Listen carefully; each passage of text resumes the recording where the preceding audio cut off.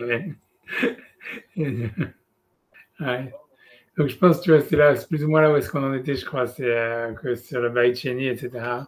Bon, allez, j'avance parce que je sais pas, enfin, donc on y va. Allez, au Baït Sheni, à Yachinu Kedusha, chez Tavor Hakar Vegalut, donc moi j'avais dit, donc c'était comme chez Ochol, Velimzo Ahara, chez Kedusha, Machol, voilà, que je dis à chaque fois, donc c'est toute l'idée, donc c'est la Hanouka, c'était de trouver de la Kedusha dans la Galoute, et puisque voilà, en fait, d'une certaine manière, après ça, c'était voilà, ça veut dire c'est ce qui nous a servi après dans l'exil. En tout cas, c'est de trouver en fait une chose dans ce qui est profane, chez Rocher Hagalout, qui est l'obscurité de l'exil, Vezé Malchut Betor Malchut.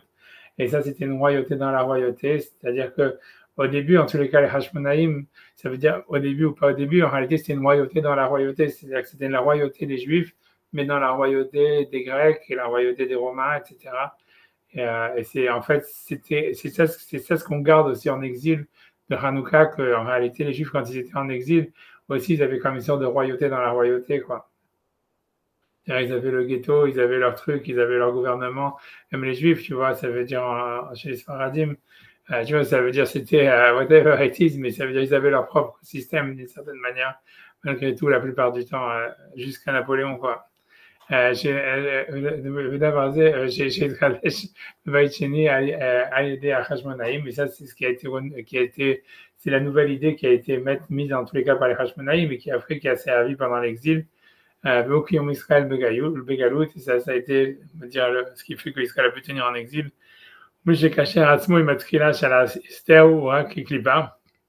Donc, donc c'est celui qui arrive par, comme Matra, si quelqu'un arrive à revenir donc à la vérité, ça veut dire de Bereshit, ça veut dire la lumière originelle, donc qui est dans la création du monde, c'est-à-dire qu'en fait qui est vraiment dans donc le dévoilement de la présence d'Hachem qui est dans la création du monde. Donc en fait, il voit toutes les choses qui sont cachées, ça veut dire les choses qui sont cachées, ça veut dire ce qu'il voit cette présence, c'est que comme une épluchure. Et en fait, c'est un truc de Kabbalah. En fait, c'est ce que le Zinyan Klipat Noga, ça veut dire que dans la Kabbalah, et on parle beaucoup de les épluchures de Vénus. Et comme j'avais dit que les sortes de Vénus, c'était la première lumière, c'est la lumière du vendredi matin, donc c'est le Organouz.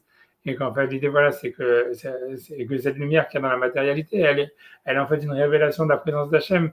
Sauf qu'en fait, voilà, il y a comme il y a des épluchures dessus, il y a une couverture, mais cette couverture, en fait, c'est qu'une klipa, c'est qu'une une coquille.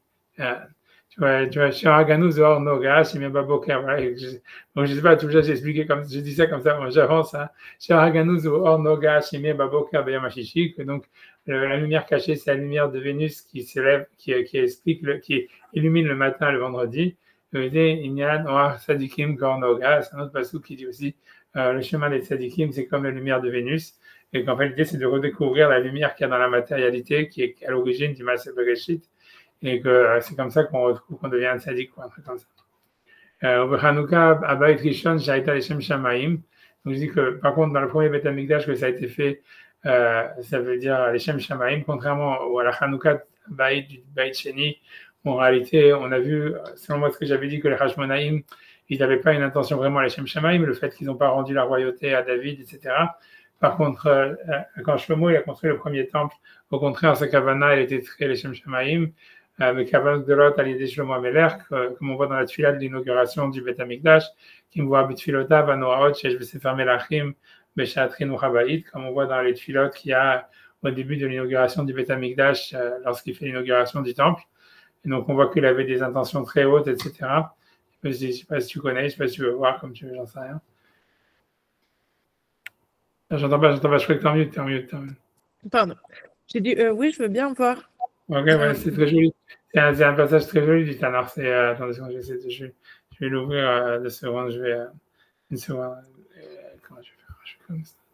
2 secondes. Je suis un petit peu perdu dans mon truc. 2 secondes. Ok, j'arrive.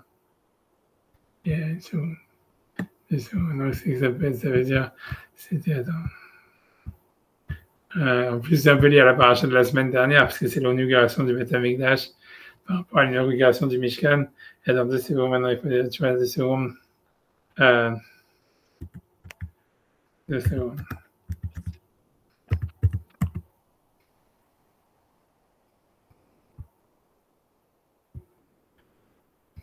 Ouais, 2 secondes, j'arrive.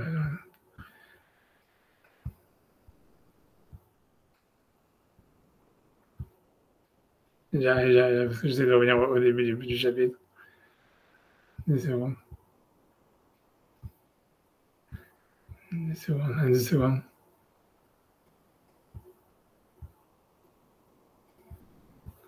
J'arrive, ça arrive.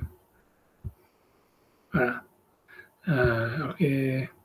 Comment je peux d'abord que je fasse stop sharing ça. Et après ça, il faut que je fasse 2 secondes.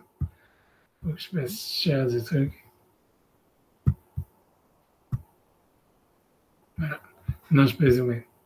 Tu vois, donc ça, si tu veux, ça c'est là. C'est lié un peu avec la paracha, c'est peut-être pour ça que je le fais aussi.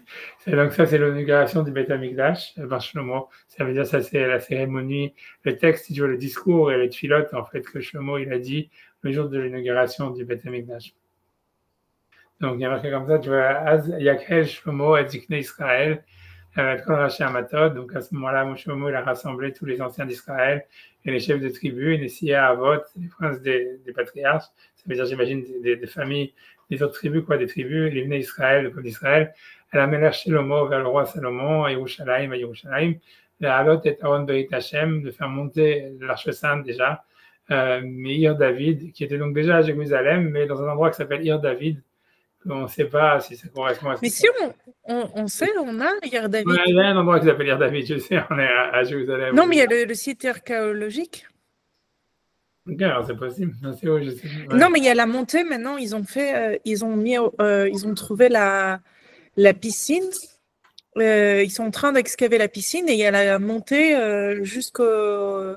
C'est en contrebas en fait du Kotel. Et ça monte. Enfin, on est. Ouais, non, je sais qu'il y a un endroit, je sais, j'ai entendu parler qu'en Israël, il parle. C'est vraiment à voir. Moi, j'étais jamais allée avant que ma sœur vienne pour l'amener pour voir quoi. Ouais. Et en fait, c'est hyper. C'est magnifique quoi. Ah oui, je vais la prochaine fois. C'est juste à côté du Kotel. Okay, ouais, Et il y a vraiment, et maintenant là c'est tout nouveau, ils sont en train d'excaver, ils ont trouvé la piscine où les gens se trempaient avant de faire les pèlerinages des 3 fêtes, et il y a la montée, ça se voit quoi. Ouais, non, c'est possible. Il y a l'endroit où les gens achetaient le corban et tout. Ils ont trouvé, ils ont vu la montée de la piscine vers le truc. Il y a tout plein d'autres endroits, mais c'est très impressionnant. Tout ça, à mon avis, ça doit dater du 2e temple. Mais enfin, ça, je connais pas. Je sais pas. Non, il y a des trucs qui datent du 2e temple, mais c'est Ir David parce qu'il y a des trucs qui ont daté archéologiquement, ça date du 1er temple. Ok. Donc, non, c'est possible. Dans tout cas, peu importe y compris l'endroit où on devait. Le fleuve où on devait, le plus impressionnant, c'est il y a le fleuve où, pour on désignait que quelqu'un était un roi, on sait où c'est. Enfin, ouais. Ok, en tout cas, donc l'Arche Sainte, elle était là-bas pour une raison ou pour une autre. Ça veut dire, puisque David n'avait pas le droit de construire le Beth Amikdash, donc en fait, ils avaient laissé l'Arche Sainte dans cet endroit-là qui s'appelait Ir David. Avec Halou al-Melech Shelomo, Kolesh Israël, donc ils sont rassemblés vers le roi Shelomo, tous les juifs, Beyerach Etanim, dans le mois des Etanim. Etanim, normalement, c'est les géants, ça veut dire quelque chose comme ça, donc le mois des géants. A priori, ça veut dire c'est le mois de Tishri, c'est sûr, puisqu'on te dit que c'est à Sukkot, mais c'est appelé le mois des géants parce qu'on dit que c'est là où tous les Avot, ils sont nés. Abraham, il est né en Tishri, a priori. Et en tous les cas, Yaakov, a priori, il est né en Tishri, bien que Yitzhak, il est né en Nissan. Mais bref, en tous les cas, c'est Sayah Haetanim. Peu importe la traduction du mot, je sais pas ce qu'ils ont traduit. Ils n'ont pas traduit. Tu vois, Mechag ou Chodesh Hashevi, donc qui est le 7e mois. Puisque la Torah, elle compte à partir de Nissan. Israël, voilà, donc tous les anciens Israël sont venus et les Kohanim ils ont porté l'Arche Sainte. Ils ont amené donc l'Arche Sainte, Oel Moed, et donc ça veut dire, a priori, le Oel Moed c'était le temple que Moshe il avait fait. Donc c'est-à-dire que le temple de Moshe, il va rester comme une sorte dans un musée quoi, en histoire. Normalement, le temple de Moshe il est aussi enterré et c'était un musée à l'époque de Shlomo. Ça veut dire il y avait une sorte de, si tu veux, il y avait une promesse d'Hachem que le Mishkan, si tu veux, que Moshe il a fait dans le désert avec les Juifs, il n'allait jamais être détruit. Parce qu'il y a marqué Hatzé Shittim Omdim, il n'a jamais été détruit, il n'a jamais été capturé par les Goïms, il n'a jamais été détruit. Mais quand donc il était en action pendant les 400 premières années où les Juifs ils étaient en Israël, à Shiloh, dans la tribu de Yehuda, quoi, à côté de Joseph, je veux dire, à côté, grosso modo, le Mishkan Shiloh, il était plus ou moins à côté de Tel Aviv ou dans cette zone-là. C'est pas exactement, c'est dans cette, et ça a été resté là-bas pendant 400 ans. Et après, quand il y a eu David, etc., donc maintenant il y a Shlomo. Donc en fait, tout le matériel du Mishkan, il a été mis enfin dans un storage. A priori, c'est comme un musée que les gens allaient visiter, quoi. Mais donc le musée où il y avait ça veut dire tout ce que Moshe il avait fait, et donc ce truc-là, c'est Mishkan qui avait duré pendant plus que 400 ans. En fait, il était voilà, donc exposé quelque part à Jérusalem. C'est pour ça qu'on te dit. Donc ils ont pris tous les ustensiles à Jaboël, Vayalo, Otam, Akwanim, Alévim, et les Kwanim et Lévim l'ont montré dans le temple, dans une salle, pas le temple lui-même sûrement, mais quelque part. Il y en a qui disent qu'il y avait la menorah de Moshe, elle était quand même dans le temple de Salomon. Il y avait certains ustensiles de Moshe qui ont été conservés dans le temple de Salomon. Mais je pense que la menorah, en réalité, à mon avis. Tu as dit Vamela Shlomo, Vakala d'Israël, Anoadim Ito, Elav. Et donc le roi Salomon et toute l'assemblée d'Israël qui était rassemblée sur lui, Ito, Lifnei Aaron, avec lui devant l'Arche sainte, Mizavchim, Tsanuvakar, ils offraient des sacrifices. Hachalo, Isafrou, Veloim Anumerov, qu'on ne pouvait pas compter tellement ils étaient nombreux. Vayaviu, Akohanim et Aaron, Beit Hashem, El Mekomo. Et donc les Kohanim, ils ont amené l'Arche sainte donc, à son endroit, dans le Saint des Saints, dans le temple de Salomon. Elle devient Rabaït, ça veut dire dans l'enceinte de la maison, quoi que Salomon il avait construit. Elle Kodesh HaKodashim, donc dans le Saint des Saints. Elle Tahat Kanfa Keruvim, sous les Keruvim, c'est-à-dire que l'idée c'est que dans le temple de Salomon, à part les Keruvim, c'est l'Arche sainte de Moshe, elle avait les Keruvim intégrés à l'intérieur. Ils étaient dans le couvercle, et il y avait les Keruvim dessus, mais Shlomo il avait rajouté deux autres Keruvim, deux grandes statues de Keruvim qui étaient dans le Saint des Saints, au-dessus de cela. C'est pour ça qu'on te dit ici, en dessous des Keruvim. C'est la description de tout ce qu'il y avait dans le temple de Shlomo, il est dans les chapitres précédents. Et c'est assez compliqué dans le texte, c'est hyper compliqué. Mais il y a des rabbinim qui ont fait des livres super. Moi, j'en ai un avec tous les dessins, avec tous les machins, etc. etc. Bref, tu vois. J'ai une question. C'est pas hyper étrange. C'est une question compliquée, mais ça me semble toujours étrange cette histoire d'avoir sur le Mishkan des Kérouvim. Parce qu'on a quand même comme commandement l'autre a ses pétales, mais c'est un pécelle. Enfin, on peut tourner ça comme on veut, mais c'est un. Ouais, c'est sûr que tu as raison, c'est sûr. Il n'y a aucun. C'est sûr que voilà, c'est sûr que tu as raison. Hein, je veux dire, la question, elle reste une question. Hein, mais voilà, mais qu'est-ce que je veux que je te dise? Tu vois, ça représente, tu vois, la connexion qui est entre Hachem et le peuple d'Israël. Et voilà. Mais je ne sais pas quoi te dire. Je peux répondre à cette question, hein, si tu veux. C'est-à-dire, ça veut dire. Ce que ça veut dire, en fait, c'est que je ne sais pas par où commencer, mais c'est-à-dire qu'en réalité, encore une fois, je vais dire ça comme ça, c'est-à-dire, l'idée c'est de savoir, en fait, ta question, c'est une question. Ok, déjà, on va dire ça. Maintenant, l'idée c'est comme ça, c'est de comprendre, en fait, qu'est-ce que ça représentait les Kérouvim. Les Kérouvim, en fait, ça représentait la relation du peuple d'Israël avec Hachem. Ça veut dire, en fait, tu vois, ça veut dire les deux chérubins représentaient l'amour, un représentait Israël, l'autre représentait Hachem. Et ça voulait dire, en fait, ça représentait, tu vois, c'est comme dans le Cantique des Cantiques. Tu vois, il y en a qui disent qu'il y en avait un qui était garçon, l'autre qui était femme. C'est sûr, etc. Il y a plein d'explications un peu bizarres. Et selon les vrais Midrashim, moi, je n'ai pas envie de raconter ce qui est marqué dans les Midrashim, mais ça veut dire, en fait, en tous les cas, ça veut dire, a priori, c'est un garçon et une femme. Et en fait, ça symbolisait la relation qui est entre Israël et Hachem.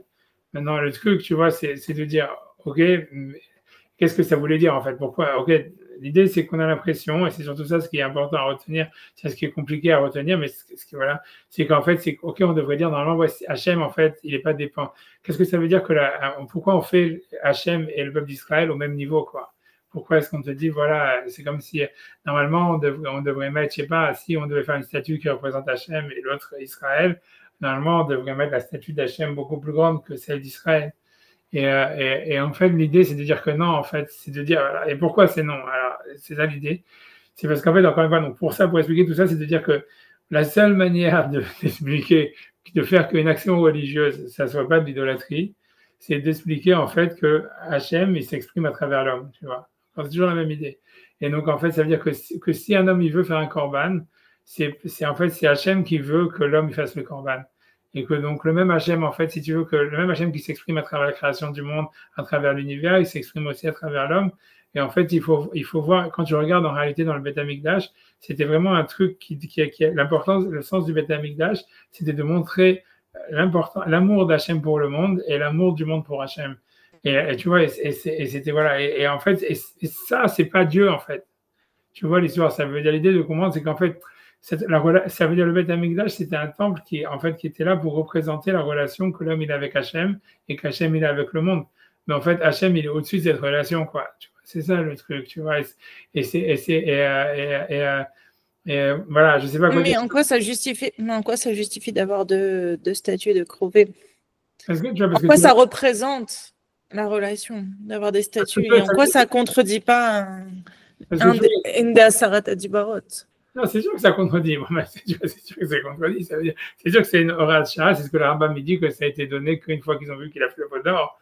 Donc Hachem, il a dû faire des concessions. Ça, c'est l'avis de Maïmonide dans le Guide des Égarés, qui dit qu'en fait, si tu veux, le Beth Amikdash en entier, c'est une concession à l'idolâtrie. Normalement, Hachem, il n'aurait pas voulu qu'il y ait le Beth Amikdash. On voit qu'Hachem, il demande la construction du Beth Amikdash qu'après la faute du Vaudor, enfin, selon Maïmonide. On avait vu, tu m'avais déjà posé la question, on s'est répété 2 fois, une fois avant la faute du Vaudor, une fois après la faute du Vaudor. Mais Maïmonide, lui, en fait. Mais oui, mais justement, c'est pour ça que je ne comprenais pas son argument cette fois-ci à Maïmonide, puisque c'est avant, on en parle avant. Je suis d'accord, c'est ce que Nachmanide dit, c'est pour ça que c'est compliqué, quoi qu'il en soit. Je suis d'accord, la question, c'est question. Tout ce que je dis, c'est ce qui est marqué dans les bouquins, tu vois. Maintenant, après ça, tu vois, je peux te dire plus. Comme je t'ai dit, a priori, c'est-à-dire qu'il y a 2 aspects, etc. Tu vois, qu'est-ce que tu veux que tu vois ce que je veux dire? C'est qu'on voit qu'Abraham, il a amené des corbanotes, ça veut dire les corbanotes. Si tout commence par des sacrifices, tu vois, ça veut dire Caïn et Hevel, ils amènent des corbanotes, Abraham, il amène des corbanotes. Donc, ça veut dire, je ne sais pas comment expliquer, tu vois, donc, et les corbanotes, c'est une sorte de manière de déjà matérialiser Dieu, parce que c'est déjà, tu lui dis, voilà, il va, tu vois, ça veut dire, c'est comme s'il il mange le feu, ou il mange le corban, ou j'en sais rien. Et tu vois, je sais, tu vois, non, en fait, c'est juste le problème. Les corbanotes, il n'y a pas besoin de le voir comme une matérialisation. C'est-à-dire, ce que je veux dire, c'est pas, mais ça va pas à l'encontre. Je sais pas, ces statues, moi, les statues, elles vont vraiment à l'encontre des Asarat Adibarot. Moi, je me rappelle que pendant très longtemps, je n'avais pas compris ce que c'était. Et qu'ils n'aimaient pas nous le représenter d'ailleurs quand on enseigne. Maintenant, en se baladant en Jérusalem, tout dans la vie, il y en a plein des représentations, des trucs. On n'a pas vraiment le droit de faire la distance. C'est vrai que ça veut dire en 3 dimensions, c'est plus ou moins interdit, quoi, etc. Non, mais il y en a plein. Hein. mais non, mais ce que ça fait, c'est que les gens ont une vague idée même sans le vouloir, juste en se baladant, les gens ont une vague idée de ce que c'est. Mais c'est juste que ça va vraiment à. C'est une question, mais je suis d'accord avec ce que je te dis. Mais tu vois, qu'est-ce que tu veux que je dise? C'est ce que la maman dit. Après ça, tu vois, c'est Hachem. La réponse que tout le monde va te dire, c'est le même Hachem qui a dit de ne pas faire, il a dit de faire ici, tu vois ce que je veux dire. Mais l'idée, c'est que ça ne représente pas Hachem, ça représente la relation de l'homme Hachem, tu vois. Non, c'est sûr que ça ne représente pas Hachem, mais c'est quand même une Enfin, j'arrive pas à comprendre ce que ça fait, et surtout à un endroit comme ça, parce que c'est pas Stam dans un coin de Hir David, il y a ce que tu veux. Non, mais je sais pas, c'est sur le Mishkan et c'est dès le. C'est parce que tu commences, ça veut dire l'idée derrière, tu vois, elle se justifie, c'est-à-dire en quoi c'est qu'on a dit commandant, ça je comprends, mais c'est-à-dire pardon, tout ça, c'est basé sur l'idée que Hachem, il a créé l'homme à son image. Donc, ça veut dire, en fait, le Tselem Elohim, ça veut dire l'homme, il est quand même une représentation d'Hachem, tu vois. Alors, ça veut pas dire, tu vois, encore, c'est très compliqué à expliquer. Encore une fois, c'est pas que Hachem, il y a un point commun entre le corps humain ou le visage humain et Hachem. Mais encore une fois, c'est que dans la relation au monde, en fait, ça veut dire la relation qu'Hachem, il a avec l'univers, en fait, elle est à l'image de l'homme. Et en fait, si tu veux, le Mishkan, c'est quelque chose, en fait, qui représente cette relation. Parce que si tu regardes tout le Mishkan, en fait, il est là pour, en fait, je sais pas comment t'expliquer, en miniature et d'une manière symbolique, c'est une reconstitution du monde. On te dit, voilà, que le Mishkan, ça veut dire les crochets en or, c'est comme les étoiles dans le ciel, tout ça, etc. Ça veut dire, en fait, chaque partie du Mishkan, elle représente et l'univers et en même temps le corps humain. Et il y a une association, tu vois, entre le visage humain et le corps humain et la structure de l'univers. Et en fait, on dit que ça veut dire l'histoire, tu vois, l'idée kabbalistique dans la Kabbale, c'est de dire qu'en réalité, quand on dit que le corps humain, ça veut dire la structure, ça veut dire le corps humain, il est en fait à l'image de la relation qu'Hachem il a avec l'univers et comment est-ce que l'univers est structuré, etc. Et voilà, et donc c'est pour ça qu'en fait, si tu veux, il y avait enfin, je sais pas, c'est ça le sens de ces kérouvim. Maintenant, c'est vrai que dans la Torah, ça veut dire, tu vois, c'est compliqué, tu vois, c'est ce que je veux dire pour dire l'idée, c'est qu'en réalité, c'est de la même manière que tu comprends que en fait, principalement, on a deux relations avec Hachem. On a une relation, à part les mitzvot, mais on a une relation avec Hachem à travers la tefila, et on a une relation avec Hachem à travers l'étude de la Torah.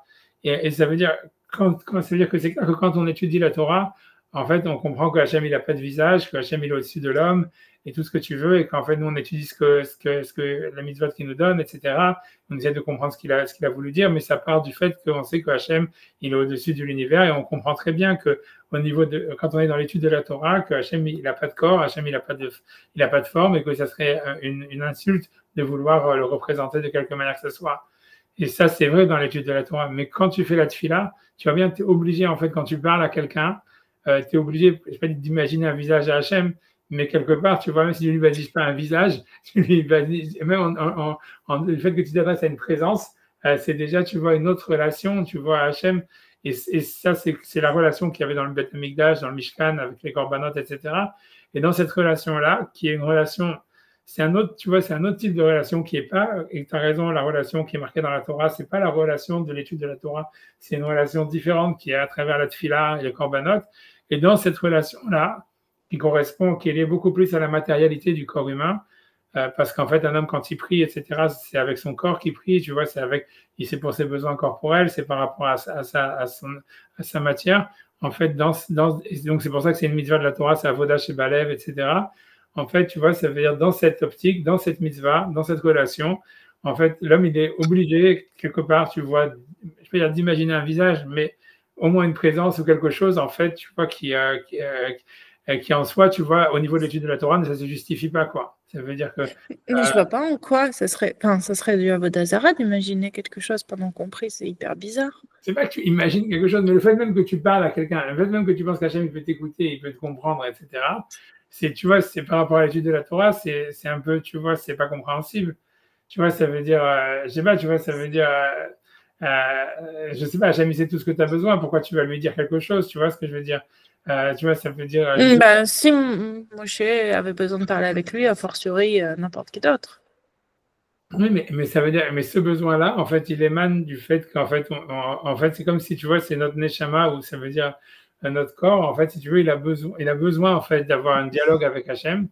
Et même si en fait, tu vois, c'est complètement, tu vois, tu vois, dans l'étude de la Torah, en fait, on nie en fait cette modalité du fait que il y a un dialogue entre l'homme et Hachem.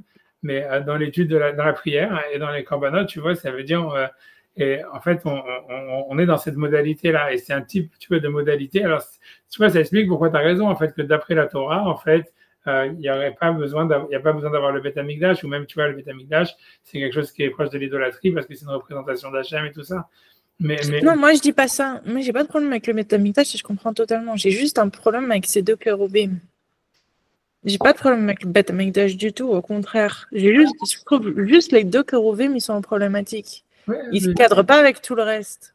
C'est pas évident parce que tu vois, en fait, si tu veux, le Beth Amikdash, il y avait plein de représentations.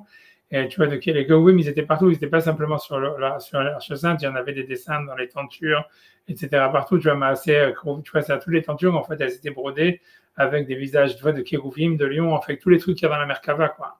Et ça veut dire, mais donc il y avait beaucoup de représentations dans le Beth Amikdash et dans le Mishkan, que ce soit sur les murs ou dans les tentures, à part les kérouvim, c'est le seul truc qui était en 3D, quoi, si tu veux, c'est ça la différence. C'était des statues réelles, quoi, c'était en 3D, les autres c'était en 2 dimensions, quoi, c'était des dessins ou des broderies à l'époque du temple de Moshe. Mais qu'est-ce que tu veux que je te dise? Je comprends tout ce que tu sais. Je comprends, mais encore une fois, c'est parce qu'en fait, l'idée, c'est qu'il faut, dans la modalité de la tefila, il faut comprendre, ça veut dire l'idée, c'est que cette modalité de la tefila, elle se passe, ça veut dire l'idée de comprendre que l'humain, c'est-à-dire que l'homme, il est à l'image d'Hachem dans cette modalité-là, elle est essentielle. Tu vois, parce que, je t'expliquer, ça veut dire pourquoi c'est essentiel, parce que ça veut dire, par exemple, si toi, en fait, quand tu demandes à Hachem, par exemple, qu'il ramène le mishpat, tu vois, ça veut dire, il ramène la justice, ou bien que Hachem il donne le date, ou qu'ils veulent, tu dis Arotse Bitshuva. Tu vois, c'est sûr que tu vois, ça veut dire, en fait, tu attribues à Hachem des choses qui sont à l'intérieur de toi, et tu dis, ouais, c'est Hachem qui les veut.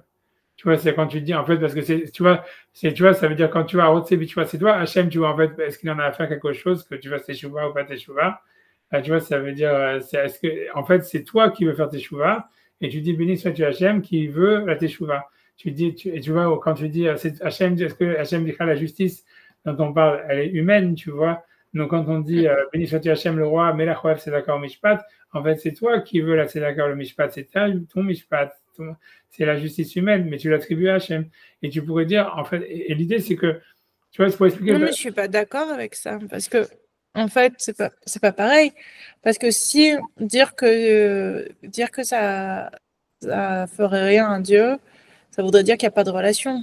Ça voudrait dire qu'il n'y a pas d'impact. Ouais, mais ça veut dire, non, mais c'est pour ça que je dis, la relation fait que c'est important. Oui, mais que cette relation, en fait, elle peut être, en fait, si tu veux, qu'à l'image de l'homme. C'est ça ce qui est important pour moi. Si tu veux, là, Mais pourquoi elle pourrait être qu'à l'image? Je vais expliquer, tu vois, la différence sur l'arbre, il explique c'est quoi, c'est de couper, mais ça veut dire, tu vois, c'est-à-dire la différence, tu vois, qu'entre la Vodazara, qu'est-ce que l'Arabam, tu vois, pourquoi est-ce que l'Arabam, il dit, parce que l'Arabam, c'est pas simplement ça, l'Arabam, il se demande pourquoi est-ce qu'Hachem, il est tellement contre la Vodazara. Et tu vois, et le Rambam lui dit, en fait, la raison pour laquelle tu vois Hachem, il était contre la Vodazara. Par exemple, on va donner l'exemple, tu vois, de sacrifier des bébés pour avoir la fertilité sur un champ. Tu vois que c'était des trucs qu'ils faisaient à la Vodazara. Pourquoi c'est tellement grave, tu vois? C'est parce qu'en fait, l'idée, c'est que si ça voudrait dire, en fait, que si tu veux, Hachem, il est heureux de voir des bébés qui meurent, tu vois, un truc comme ça. Et en fait, tu pourrais dire, ouais, pourquoi pas? Tu vois, Hachem, il est au-dessus du bien et du mal et il s'en fout. Peut-être que oui, ça lui fait plaisir de voir des bébés qui meurent. Et tu vois, et l'idée, c'est de dire, le Rambam me dit non.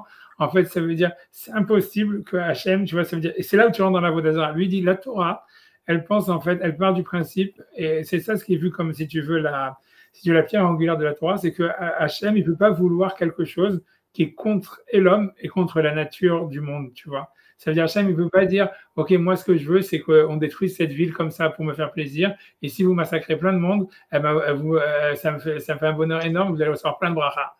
Alors que tu vois, la Vodazara, c'était ça. La Vodazara, elle disait soit vous tuez des enfants, ou au pire, au moins pire, c'était de faire des choses qui étaient complètement bizarres et qui étaient contre la raison, tu vois. Et lui, tu vois, et si tu veux, pour le Rambam, en tous les cas, ça veut dire ce qui fait que pourquoi la Torah elle condamne la Vodazara et elle permet quand même la religion, c'est parce que la religion, en fait, elle va dans le sens de la nature et du monde, elle a un sens quelque part. Ça veut dire, elle va pas contre la nature humaine et ni le sens de la nature en général, quoi. Tu vois, les fêtes de Sukkot, Pessah et tout ça, c'est des trucs, tu vois, en fait, qui sont liés toujours à la récolte et tout ça, et à la, tu vois, ça veut dire au développement de la nature, même Shabbat et tout ça. Et comme tu vois, pour comme le passage qui dit, pour que tes animaux se reposent, pour que toi tu te reposes, pour ça, etc.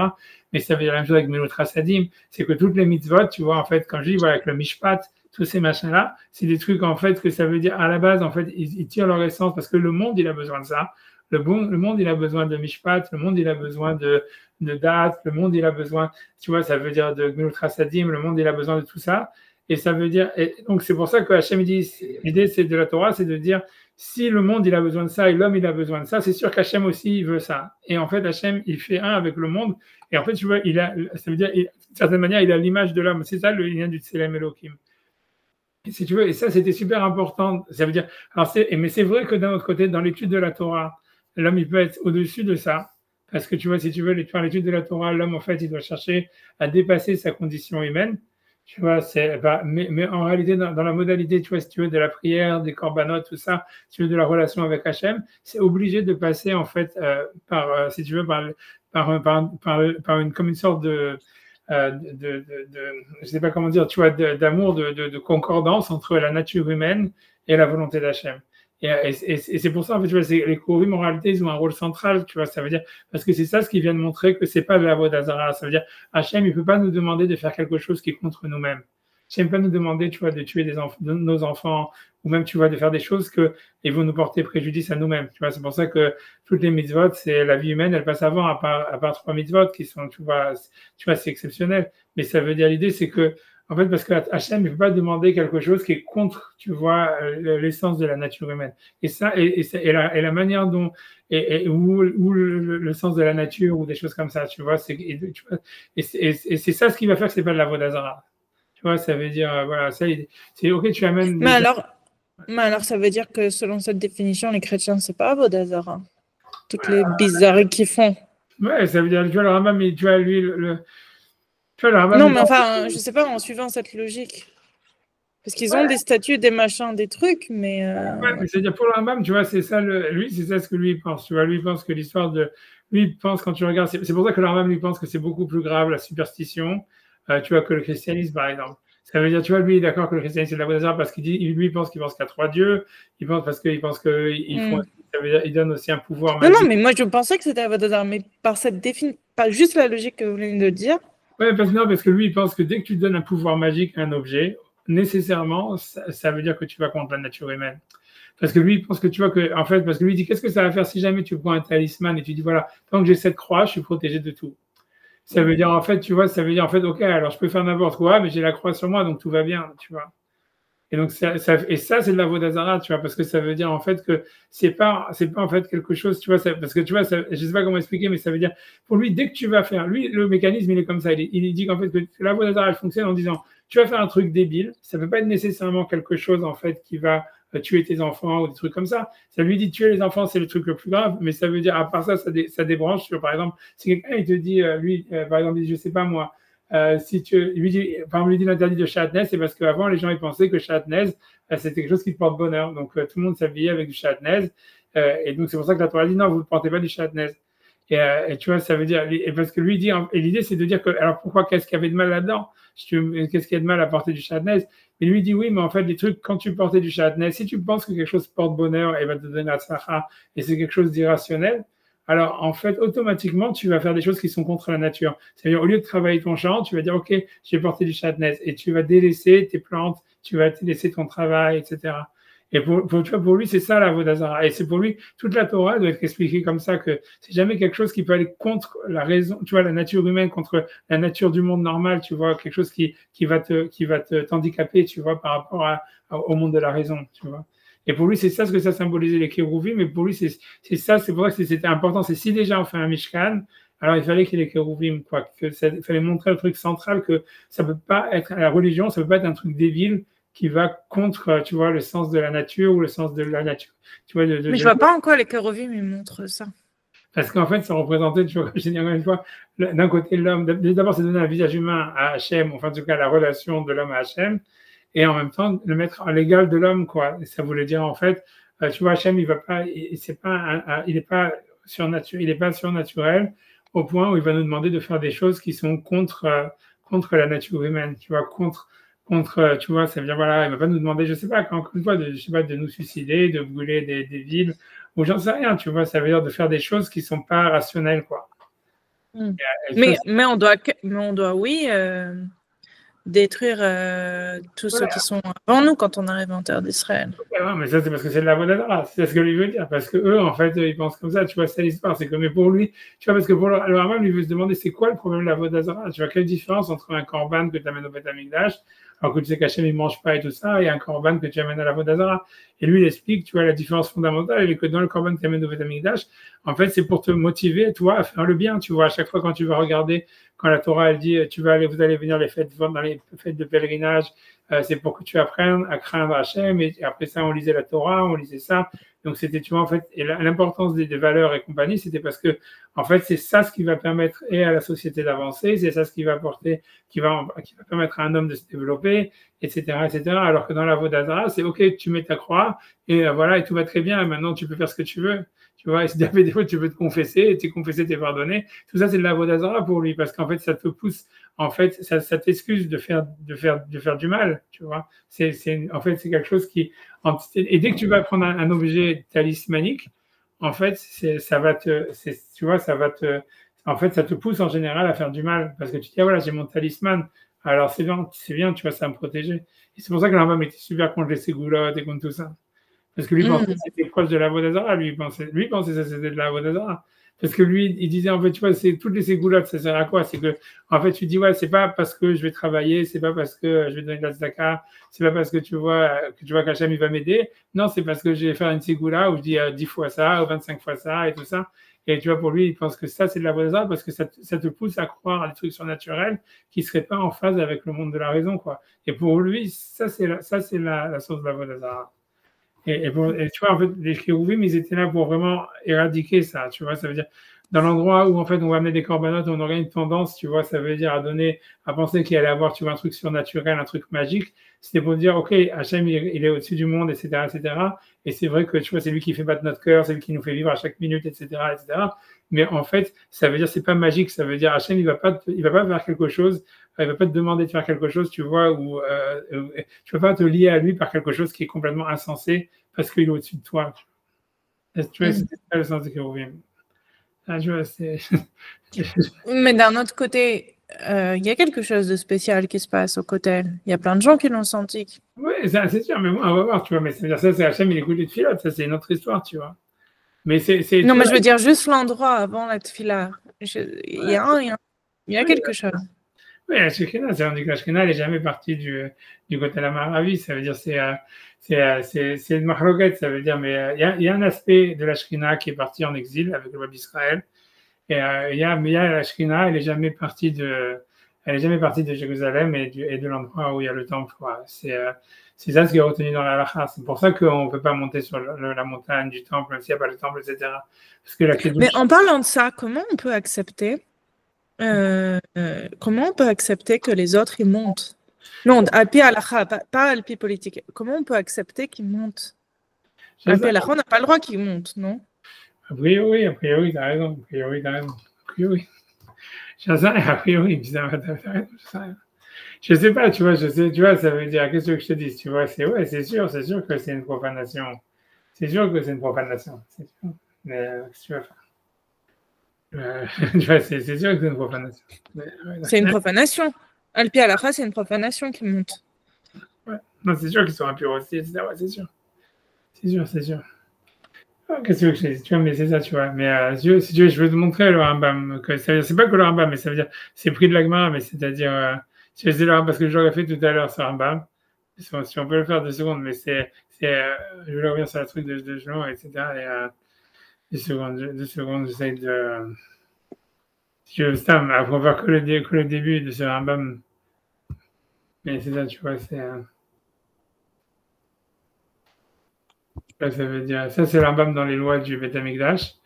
Je vais vous dire, donc il dit, c'est parce qu'on a une règle que normalement, ça veut dire, je vais pas rentrer dedans parce que c'est pas le sujet, j'en ai marre d'aller dessus dans le sujet, mais ça veut dire que la règle elle est comme ça, que les frontières de la terre d'Israël en ce qui concerne la Kiddushat Haaretz, c'est pas les frontières de Moshe Rabbeinu que Yoshua il a conquis en allant en Israël. La frontière de la terre d'Israël avec la Kiddushat Haaretz, c'est les frontières que Ezra où les Juifs se sont installés quand ils sont revenus de Babylonie à l'époque de Ezra.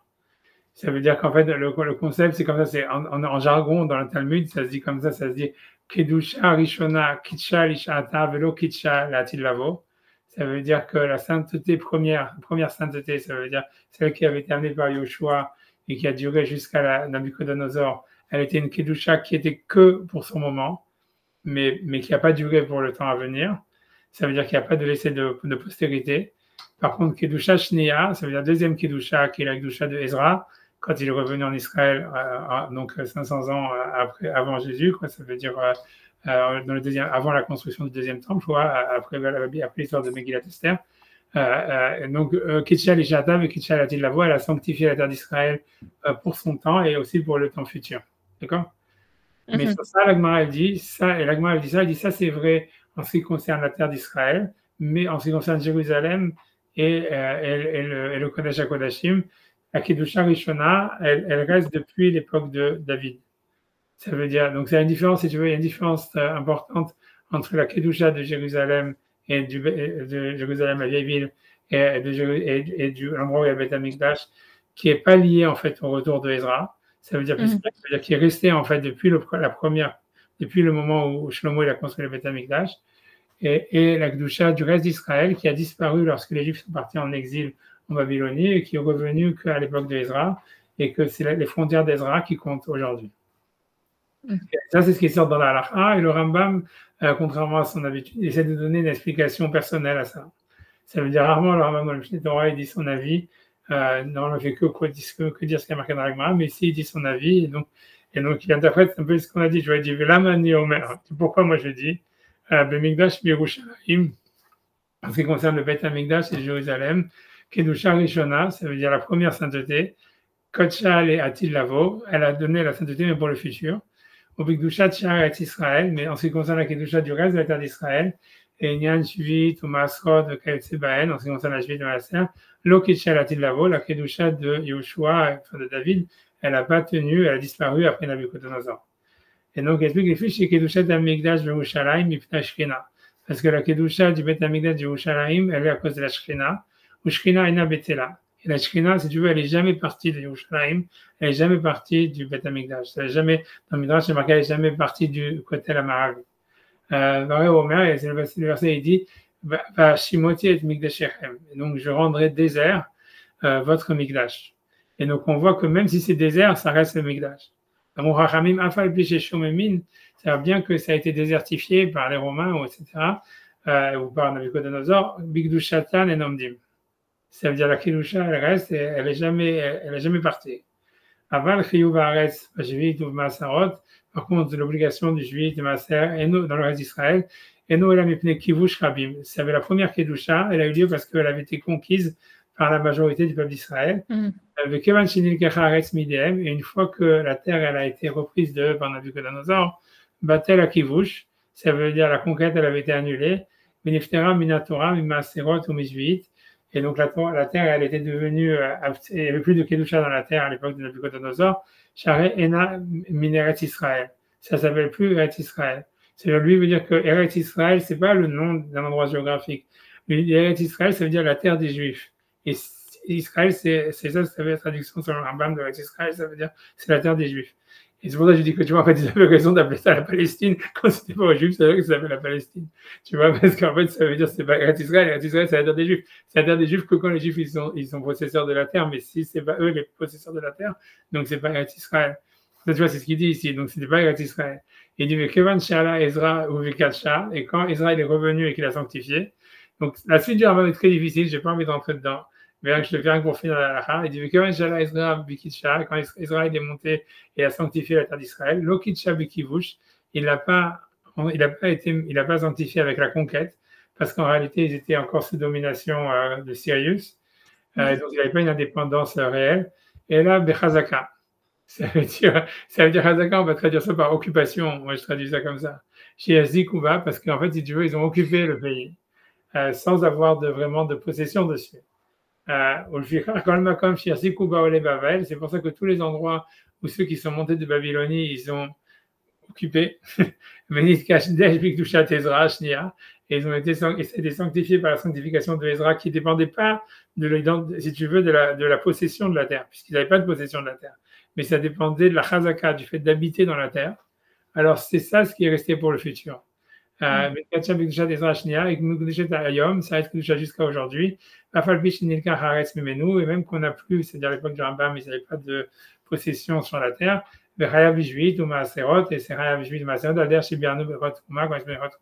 mais tout ça, ça veut dire, la différence, c'est sûr que la deuxième partie du Rambam est très difficile. Qu'est-ce que ça veut dire chazaka? Qu'est-ce que ça veut dire? J'ai pas envie de rentrer dedans du tout. Parce que mais j'ai une question. Oui. Parce que j'avais regardé les Gvouls de Ezra. Il n'y a pas le sud d'Israël. Mais pourtant, ils font la Shemitah maintenant que ça appartient des Juifs. Ils font la Shemitah dans le Negev? Je ne sais rien. Alors là, tu vois, c'est possible parce qu'il y a des trucs qui sont d'ordre rabbinique, tu vois. Ça veut dire après ça, il y a des parce que voilà, il y a Souria, il y a plein de choses. Ça veut dire il y a plein de, si tu veux, à partir de la frontière de Ezra, que lui veut dire c'est Chayav Midoraita. Il y a des endroits qui c'est Chayav Midoraita et des endroits c'est Chayav Midorabanan. Je pense que même, tu vois, ça veut dire voilà, comme tu dis, il y a le sud, c'est Chayav Midoraita. Parce que c'est le seul endroit, parce que le reste du truc, ça recouvre bien plus que notre territoire, parce que c'est toute une partie de la Jordanie et plus au nord. Exactement, Enfin, parce que j'avais regardé, mais par contre, le sud. C'est le royaume, il était plus au nord que le royaume que Israël actuel. Généralement, il était plus grand et surtout plus au nord, un peu plus au nord. Enfin, plus aussi, on était plus à l'est aussi, surtout. Parce que une grande partie de la Jordanie, c'était. Ouais. Par contre, le sud, c'est vrai que là où il y a tout le Negev. Ah ouais, ça venait pas. Alors, Beersheba, oui, apparemment. Beersheba, la ligne, elle descend en dessous de Beersheba. Beersheba, c'était dans Ezra. Je sais rien, je connais pas. Non, j'ai regardé l'autre fois pour vérifier. Okay. Mais par contre, le Negev, par exemple, Elat, tout ça, Ouais, Elat, Dimona, on n'était pas, c'est pas dedans, quoi. Toute cette zone. C'est sûr que non. Mais ça, c'était même. Ouais. Mais ça, et donc du coup, mais là-bas, ils font quand même la Shemitah. Je sais pas, c'est pas évident. C'est mis ça fait avec c'est d'ordre rabbinique, parce qu'il y a eu des terrains qui ont été rajoutés d'ordre rabbinique. Ça, c'est d'ailleurs etc. Si tu veux. Ils faisaient même la Shemitah en Syrie, ils faisaient la Shemitah là où il y avait des Juifs qui avaient des territoires. Parce qu'il y a beaucoup de terrains qui ont été rajoutés d'ordre rabbinique parce qu'ils voulaient pas que les Juifs ils émigrent à l'extérieur d'Israël. Parce que tu vois, le truc, c'est que comme il y avait la Shemitah, si tu veux, et les Maaser et tout ça, c'était hyper pénalisant pour celui qui avait des fermes en Israël par rapport à quelqu'un qui avait des fermes de l'autre côté de la frontière. Imagine, tu vois, un Juif qui a une ferme en Syrie, lui, il doit payer les Maaser, il doit pas faire la Shemitah et tout ça, etc. Et d'un autre côté, tu vois, et lui, il a ses produits, il peut les vendre dans le marché avec un type qui est en Israël, puisque les frontières étaient ouvertes, etc. Et lui, le type. Mais à quelle époque les frontières étaient ouvertes? C'est à partir de la période du deuxième temple et après, tu vois. Donc c'était super désavantageux. Alors c'est pour ça qu'ils ont fait des décrets comme quoi ceux qui habitent en Syrie aussi doivent donner le maaser d'ordre rabbinique, ils doivent faire la shemitah d'ordre rabbinique. En fait, c'était une manière. Et des fois, quand il y avait des famines, tu vois, des fois il y avait le contraire. C'est-à-dire que des fois, quand ils voyaient que, par exemple, c'était la situation, ils avaient fait des décrets inverses. Ça veut dire parce que moi, je me demande comment ça se fait. Donc c'est pour ça que la carte, si tu veux, de la shemitah et du maaser, si je regarde, elle est très bizarre. Elle est avec des endroits oui, des endroits non. Comme une sorte de damier, tu vois, parce qu'en fait, ça dépendait en fait des périodes. Ça veut dire, c'est pas que ça dépendait des périodes, mais ça veut dire, il y a des territoires qui ont été annexés, si tu veux, où les Juifs sont venus habiter à une période où il y avait la famine. Alors à ce moment-là, ils ont dit, on va pas faire la Shemitah là-bas, parce qu'en fait, tu vois, ils voulaient justement qu'il y ait une possibilité de recevoir de la nourriture en Israël, et aussi parce que ça donnait les gens d'Israël, ils pouvaient aller travailler dans les fermes là-bas. Et donc, à ce moment-là, dans ces endroits-là, ils avaient dit, OK, quand ils ont été annexés ou quand les Juifs sont venus habiter là-bas, ils ont dit, OK, on leur donne pas la Gdusha d'Eretz Israël. Et d'autres fois, en fait, des terrains, ils ont été annexés par les Juifs qui sont venus habiter là-bas. Ou au contraire, où en fait, ça faisait de la concurrence avec les fermes et l'agriculture israélienne. Et ils voulaient pas que tout le monde émigre à l'extérieur d'Israël. Donc, ils ont fait plein de décrets en disant, ils doivent payer le maaser, ils doivent faire ça, ils doivent faire ça, ils doivent faire ça, pour que les gens ils n'aillent pas là-bas. Donc tu vois, c'était dû à ça. Ça veut dire, c'est pour ça que les lois est-ce qu'on doit donner le maaser ou pas le maaser, etc. C'est sûr que c'est en général plus grand que l'Israël qu'on connaît aujourd'hui. Ça inclut une partie de la Syrie, ça veut dire de la Jordanie, etc., etc. Mais en fait, même dans cette carte-là, dans tout ce qui est frontalier, en tous les cas, Israël, dans tous ces territoires qui sont, en fait, c'est très, tu vois, il n'y a pas de logique, quoi. C'est très en dents de scie, etc. Ça dépendait de quand est-ce qu'ils avaient été annexés, en fait. Quand est-ce que les Juifs, ils avaient commencé à habiter là-bas et à faire des fermes, etc. Alors, et là, je trouve que c'est assez. Mais du coup, en quoi ça répond à la question pour l'interdit pour tout le monde d'être sur le mont du Temple, parce que ok, donc c'est pour ça, mais c'est parce que la Shrina, elle est là-bas. C'est ça ce que ça explique. Ça veut dire, comme la Shrina, elle est là depuis Shlomo, ça veut dire, donc c'est les interdits qu'il y avait de rentrer en état d'impureté dans le Beth Amikdash, etc. Ça reste, même si jamais le Beth Amikdash il est détruit, parce que la Kedusha, si tu veux, la Kedusha, elle est toujours là, quoi. C'est ça ce qu'il dit. La Kedusha, c'est ça. Non, la Kedusha, elle est toujours là, mais donc du coup. Et l'interdit découle de la Kedusha. Je pense à l'interdit de rentrer en état d'impureté sur le mont, etc. En fait, ça découle de la Kedusha qui est là. Et donc, c'est sûr que normalement, un goy aussi, il n'a pas le droit de rentrer. Mais voilà, il ne demande pas notre avis, c'est l'histoire, c'est tout. Ouais. Bah, c'est notre pays. Oui, ok, ça, je suis d'accord. Maintenant, après ça. Non, mais c'est-à-dire, non, d'un point de vue halachique, non, c'est une question sans ça. D'un point de vue halachique, on n'a pas le droit de laisser des goy monter là-haut sur notre du temple. Ouais, oui, tu as raison. Oui. Oui, on n'a pas le droit. Pas d'un point de vue politique, d'un point de vue d'un Kedusha, on n'a pas le droit. Ouais, exactement. Oui, c'est vrai. Alors revenons maintenant à l'inauguration du temple, c'est parti de là. C'est pour expliquer en fait que le Beth Amikdash de Shlomo, il avait été fait avec des grandes cavanotes, etc. Donc je reviens à l'histoire. Donc ils ont amené tout ça, c'est parce qu'ils avaient amené l'Arche sainte donc de Eir David. Ils l'ont mis dans le Saint des Saints sous les kérouvim. Donc comme j'ai dit que Shlomo, non seulement il avait rajouté des kérouvim au-dessus une deuxième paire de kérouvim à partir de Moshe. Qui a kérouvim, porsim, kenafaim, el makom Aaron. Donc il y avait des statues de kérouvim qui étendaient leurs ailes sur l'endroit où il y avait l'Arche sainte. Yosoku a kérouvim à Aaron. Et donc les kérouvim, ils faisaient comme une souka, ça veut dire avec leurs ailes, ça veut dire recouvrir avec leurs ailes sur l'Arche sainte. Valbadav et sur les bâtons qui savent le porter, mais les malas au-dessus. Bref, tu vois, bon, ça c'est des détails, tu vois, je veux dire, tout ça c'est parce que je voulais simplement arriver au discours de Shlomo, mais ça arrive bientôt. Vayarechu Abadim, et donc voilà, et les bâtons, ils étaient, ça veut dire grosso modo, ils dépassaient quoi. Vayarahu Haché Abadim Mina Kodesh El Pena Devir, ça veut dire les bâtons ils dépassaient, c'était comme ça, la porte en fait du Saint des Saints. Velo Yarahu Achutzam, on les voyait pas à l'extérieur. Vayusham Adayom Azé, ils étaient comme ça jusqu'à aujourd'hui. Grosso modo, ça veut dire en fait c'est qu'il y avait un rideau et que les bâtons, en fait, si tu veux, ils faisaient voilà, ça avait dépassé des rideaux, mais et c'est pas qu'on les voyait à l'extérieur des rideaux, quoi. Ils faisaient des petites bosses dans les rideaux, voilà. Donc, bref, donc il y avait dans l'Arche sainte que les deux tables de la loi, Sherini Arsham Moshe Bechorev, que Moshe il avait mis au mont du mont Chorev, c'est-à-dire du mont du Sinaï, chez Akad Hashem Béné Israël, que Hashem il avait tranché avec le peuple d'Israël, mais c'était un Beth Mitzrayim, ça veut dire à la sortie d'Égypte, dans la sortie d'Égypte. Voilà, et quand les Kohanim sont sortis du Kodesh, après avoir amené l'Arche sainte, Va'anan Malé et Bet Hashem, et donc il y avait la fumée qui avait rempli le temple de Shlomo.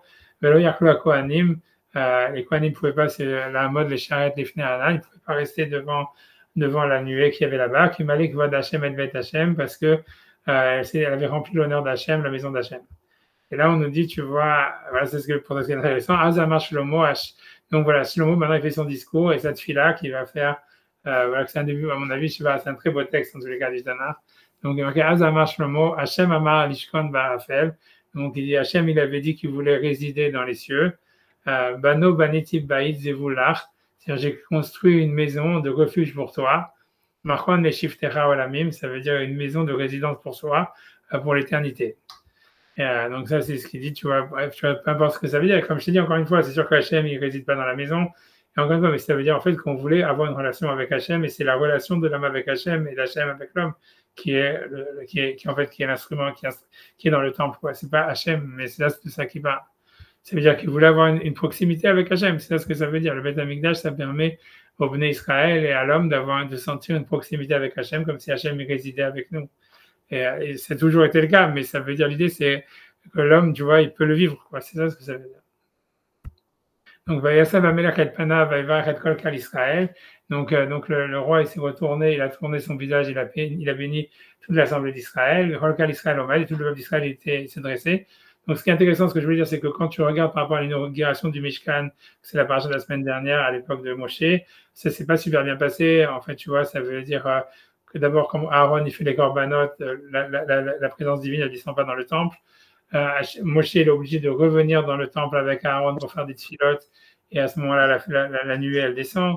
Ensuite, là aussi, ils bénissent le peuple, et après ça, il y a Nadav et Avihu qui rentrent et qui sont brûlés, etc. Ça veut dire, en fait, l'inauguration du Mishkan, ça ne s'est pas super bien passé, mais là, l'inauguration du Beth Amikdash, ça s'est passé nickel chrome, quoi. Donc il dit Baruch Hashem Eloké Israël, béni soit Hashem d'Israël, Shadiber Befiv et David Avi, qui a parlé par sa bouche à mon père David, ou Viado Milé les morts, et ça veut dire, et dans ses mains il a dit de parler. Donc il dit, c'est parce qu'il avait dit, c'est Hashem qui avait dit ça à David, quand David il avait voulu construire le temple, il lui avait dit non, tu ne le construiras pas.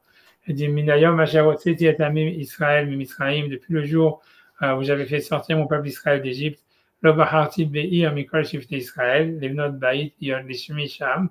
Donc j'avais pas choisi une ville de toutes les tribus d'Israël pour construire une maison pour mettre mon nom dessus. Frère David, mais j'ai choisi ensuite David, liot alam Israël, pour être son peuple d'Israël. Vayim levav David avi livnot ba'it, leshem Hashem Elokei Israël. Et ça avait été dans le cœur de David, mon père, de construire une maison au nom d'Hachem, le Dieu d'Israël. Vayom Hashem el David avi, et David, Hashem il a dit à David, mon père, Yan Asher Hayal im levavecha livnot ba'it ishmi. Ça veut dire ce que tu as voulu comme construire une maison à mon nom, et tivota ki haya im levavecha, c'était bien parce que c'est ce qu'il y a dans ton cœur. Rakata lo tivna ba'it, mais c'est pas toi qui la construira. Kim bincha yotzemecha latsecha. Et ton fils qui sort de tes hanches, où il venait à Baït Lishmi, il construira la maison en ton nom. Vayakem Hashem et Devaro Hashem Diber, Hashem, donc il a fait tenir ces paroles qu'il a dit. Vakum Tahat David Avi, et je me suis levé à la place de David mon père. Vaishev al Kisei Israël, et je me suis assis sur le trône d'Israël. Hashem Diber Hashem, comme Hashem l'avait dit. Venez à Baït, et j'ai construit la maison, les Shem Hashem, au nom d'Hashem, Elokei Israël, le Dieu d'Israël. Vashim Sam Makom Laaron, et j'ai mis là-bas donc une place pour l'Arche Sainte. Ashersham Berit Hashem, sur lequel il y a l'alliance d'Hachem. Asher Kartim Avotenu, qu'il a en fait tranché avec nos parents. Votzio Otam et Misraim, quand il les a fait sortir d'Égypte. Oui, ça continue. Vayamot Shlomo Lifne Mizbeach Hashem, donc Shlomo s'est dressé devant le Mizbeach Hashem. Neged Kolkal Israël, et donc devant toute l'assemblée d'Israël. Vayifros Kabav Hashamaim, et il a élevé ses mains vers Hashem, vers le ciel. Vayomer, Hashem Elokei Israël, Hashem le Dieu d'Israël, En Kamocha Elokim Bashamayim Imal Valaretz Mitachat, il n'y a personne comme toi dans le ciel en haut ni dans la terre en bas. Shomer Aberit, qui garde l'alliance, Vachesed et la bonté, la Avadecha, tes esclaves, Olchim Lefanecha, qui vont devant toi, Bechol Libam, de tout leur cœur. Asher Shamarta, l'Avdecha David Avi et Asher Dibartalo, que tu as gardé pour mon père David ce que tu lui avais dit, Vatidaber Beficha, et tu as parlé dans ta bouche, au Yadecha, et dans ta main, Milet Takayom Azeh, c'est-à-dire tu l'as accompli jusqu'à aujourd'hui. Vata Hashem Elokei Israël, et toi Hashem Dieu d'Israël, Shemor l'Avdecha David Avi et Asher Dibartalo, donc garde pour mon père David ce que tu lui avais dit, il est mort en disant Lo ikaret lecha ish milefana yeshev al kisei Israël, c'est-à-dire que ça soit jamais retranché un homme devant toi pour s'asseoir sur le trône d'Israël. Rak imishmeru banecha et darkam, à condition qu'ils gardent leur chemin, la lechet les fanaï, d'aller devant moi, kasher alarti les fanaï, comme moi j'ai été, comme kasher alarta les fanaï, comme toi tu as été devant moi. Donc ça c'est, tu vois ce qu'Hachem avait dit à David, Vataï, l'ok Israël, yamen nasha dibarta, l'avdecha, David Avi, et donc il dit, toi Dieu d'Israël, fais accomplir ce que tu as dit à ton esclave David, mon père, qui a omnam yeshev Elokim alaretz, ça veut dire, parce qu'il dit c'est sûr que Elokim, c'est impossible que Elohim puisse rester sur la terre. Puisque ni les cieux ni l'immensité de l'univers ne peut te contenir. C'est sûr que c'est pas cette maison-là, Asher Baniti, que j'ai construit. Mais il dit, Upanita el Tefilat Avdecha, ça veut dire, mais malgré tout, ça veut dire cet endroit-là, c'est un endroit de Tefila, donc il dit, mais tu te détourneras vers la prière de ton esclave, vers Techinato et à sa supplication, Hashem Eloka, Hashem mon Dieu, Lishmoa el Arina, pour écouter les chansons, la musique, puisqu'il y avait la musique au Beth Amikdash, avec les Lévim, la Tefila et la prière, que ton esclave il prie devant toi aujourd'hui. Que tes yeux ils soient ouverts toujours sur cette maison. Là il avayom, nuit et jour. Elamakom Asher Amarta, sur l'endroit que tu avais dit, Yeshemisham, que mon nom il sera là-bas. Lishmo et la Tefila, pour écouter les prières. Asher Itpalel Avdecha, que ton esclave il parlera, et la makom azé, de cet endroit-là. Veshamata el techinat avdecha v'amecha Israël, et tu écouteras, ça veut dire les supplications de ton esclave et de ton peuple Israël. Asher itpalelu la makom azé, qu'ils prieront à cet endroit-là. Donc tu vois, ça montre l'importance de faire la tefila au kotel, etc. Ça veut dire que tu vois, on dit que la Kedusha elle est jamais partie depuis ce moment-là. Donc puisqu'il y a la prière spéciale de Shlomo le jour de l'inauguration du Beth Amikdash, que tout celui qui prie là-bas, Hachem il écoute cette tefila. Et donc toi tu écouteras de l'endroit où tu résides, ça veut dire à la Shamaim dans le ciel, mais Shamarta, et tu écouteras Vesalarta, et tu pardonneras s'il y a des fautes à pardonner. Et si jamais quelqu'un il faute envers son ami, Venasa Boala, et que là l'auto, et que ça veut dire qu'il y a quelque chose qui lui a apporté une malédiction, quelque chose comme ça veut dire qu'il a maudit quelqu'un. Uva ala lifnei hamizbach vaytazeh. Tu vois, ça veut dire grosso modo, ce qui veut dire, c'est si jamais quelqu'un il est injuste. Et ce qui veut dire, c'est si jamais quelqu'un il a volé quelqu'un, et donc à cause de ça, le type, tu vois là, il a une injustice qui a été commise dans le peuple d'Israël. On va là, les fnemis barab baitazé, vata tishma shamaim, et toi tu écouteras dans le ciel, Vasita Mishpa, Veshafata et Avadecha, et tu jugeras tes esclaves. L'archia racha, ça veut dire pour punir le racha, mais la tête d'Arko Verosho et lui rendre ce qu'il a fait, ou la tzdik sadik, et de redonner la justice à celui qui est juste, la tête de l'oketit kato, de lui donner comme quoi c'est un tzadik. Donc c'est une des tfilotes spéciales que aussi le Kotel, Shemi a fait une tfila, David Shlomo il a fait une tfila, que c'est un endroit pour faire la tfila sur la justice.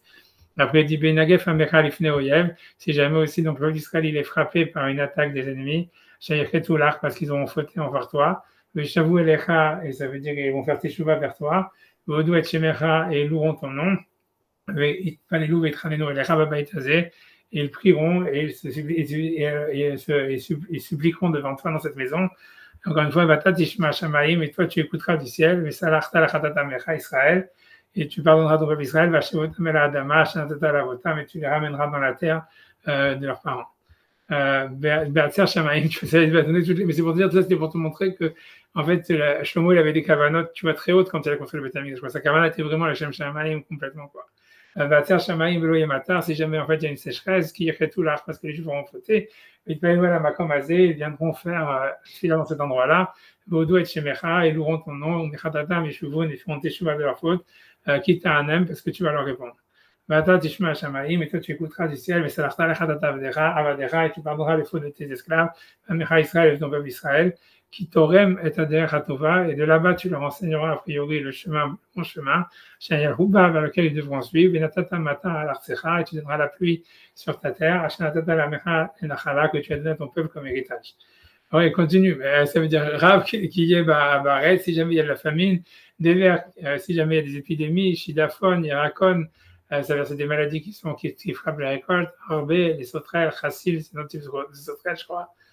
Qui est alors oivo, ou qu'est-ce qu'il y aura si jamais un ennemi vient les attaquer, Beretz Shiarav, dans une de ces villes, Kol Nega, Kol Machala, quelle que soit la plaie, quelle que soit la maladie, Kol Tifila, n'importe quelle Tifila, Kol Tichina, toute supplication, à châtier le Kol Adam qu'un homme il a besoin, le Kol Amecha Israël, le Israël, Achai Yedeun, que chacun y connaît, Nega, Nega, les Vavos, sur quoi il est frappé, sur quoi il souffre, ou paraissent capables à la baïtazé, et il lèvera ses mains vers cette maison.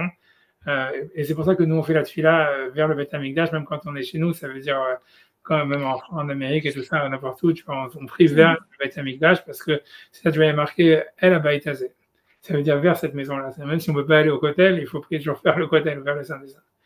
Oui, ça, j'ai su en déménageant à Jérusalem. Parce qu'à l'intérieur de Jérusalem, on doit prier en direction du Kotel. Parce qu'à l'extérieur, on prie en direction de Jérusalem. Mais... c'est ça. Le Kotel, en tout cas, le Saint des Saints, il était juste derrière le Kotel.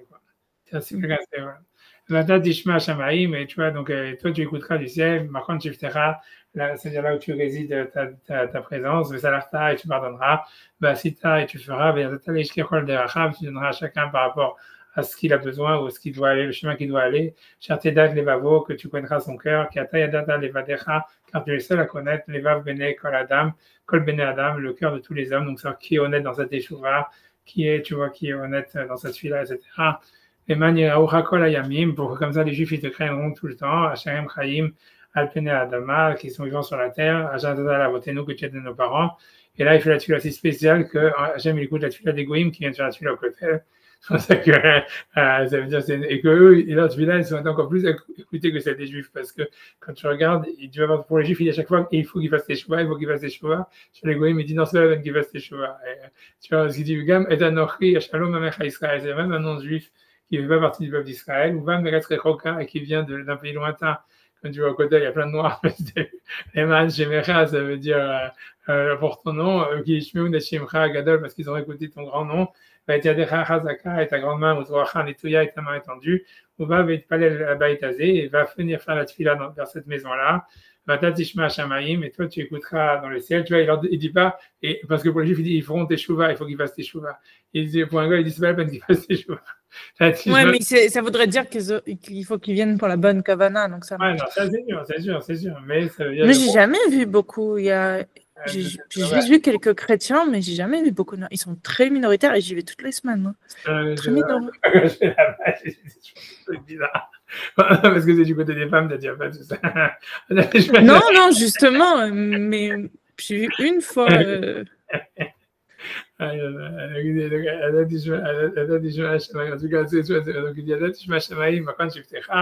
Donc tu écouteras du ciel, enfin tu écouteras de l'endroit où tu résides. Quand on sait que Shlomo il dit, et Rébet Kachem, il n'habite pas dans la maison, il habite dans le ciel, ça veut dire il est au-dessus du ciel, comme il a dit, etc. Bah, mais c'est à partir de là qu'on a une connexion avec lui. Bah, et tu feras tout ce qu'il te demande, le goy, les magnédou, pour que toutes les nations de la terre, ils connaissent ton nom. Il ira au tra pour te craindre, Kamecha Israël, comme ton peuple Israël. Mais la date Kishimcha Nikra la Baïtazé, pour qu'ils se rendent compte qu'en fait ton nom, il est appelé sur cette maison, Asher Banedi, que j'ai construit. Voilà. Après, ça a dit encore une fois, ça continue. Lorsque l'homme d'Israël doit aller en guerre contre son ennemi sur le chemin que tu leur as envoyé, mais il peut aller louer à Hachem de Haïr. Donc, tu vois, ils prieront vers Hachem, vers la ville. Tu vois, donc ça veut dire comme ils sont plus, ils peuvent plus aller au Kotel. C'est-à-dire que tu vois, ils prient vers Jérusalem, Hachem Bahar Taba que tu as choisi, Baïd Hachem Baneti Lishmecha, et la maison que j'ai construite pour ton nom, Veshamata Hashamaim, et Tefilatam, et Techinatam. Tu vois, tu écouteras, tu écouteras leur prière, 2 secondes, et tu Shemata Tfilatam, Vetekinatam, Vasidam Mishpatam, tu fais leur jugement. Là, il parle justement aussi de la tfila spécifique pour les, comment dire, ceux qui sont pris en otage.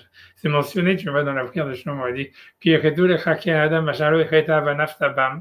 ça veut dire, si jamais quelqu'un il va faire une faute pour toi, parce qu'il n'y a pas d'homme qui ne fait pas de faute, et puis tu vas t'énerver contre lui, et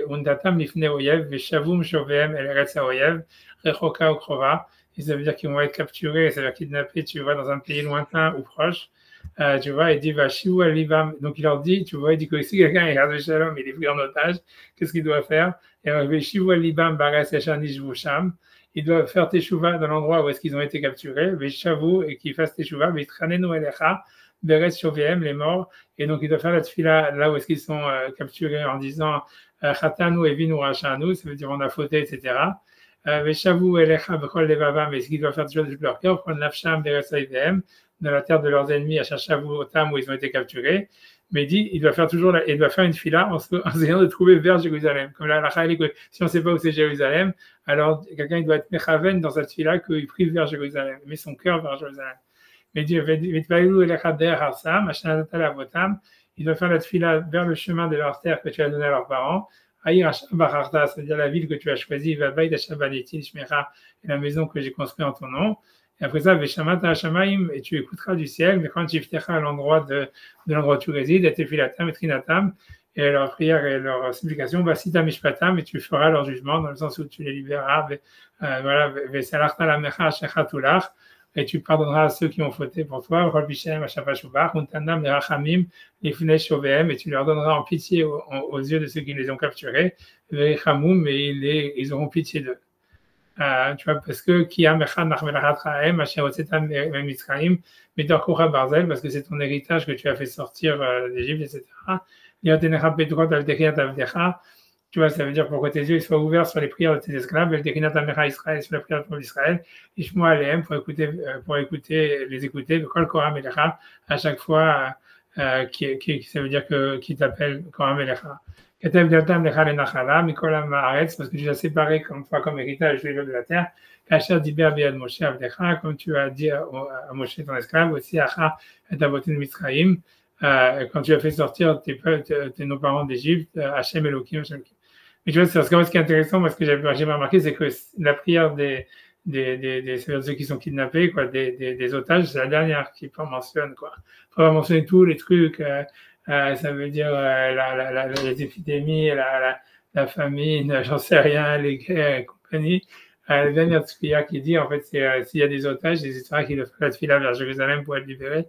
Tu vois, mais non, mais elle s'applique même pas aujourd'hui parce que, c'est-à-dire, ça parle j'ai fauté, etc. Mais c'est pas une prière que peut dire un bébé ou un enfant. C'est pas, elle s'applique. C'est même pas. C'est-à-dire que c'est aussi, c'est nous, on va la prière pour j'en sais rien, tu vois, mais ça veut dire, ouais, j'en sais rien, mais c'est ce qu'il dit, tu vois, ça veut dire ça. Non, pour moi, ce que je veux dire, peut-être que, tu vois, ça veut dire que, sûrement, puisque toutes ces tsarotes, sûrement, en fait, c'est des tsarotes qui sont arrivées dans l'histoire du peuple d'Israël. Et donc, tu vois, le fait que ce soit à la fin, peut-être ça veut dire que c'est parmi les dernières. C'est pour ça que je regardais ça. C'est pour ça que je disais ça, mais bon. Et en tous les cas, ouais, c'est Manian que c'est mentionné en tous les cas, ça veut dire, c'est Manian. Mais en tous les cas, c'est pour te dire, tout ça c'était pour amener ces textes, parce que mon d'abord le texte est très joli, ça rigole.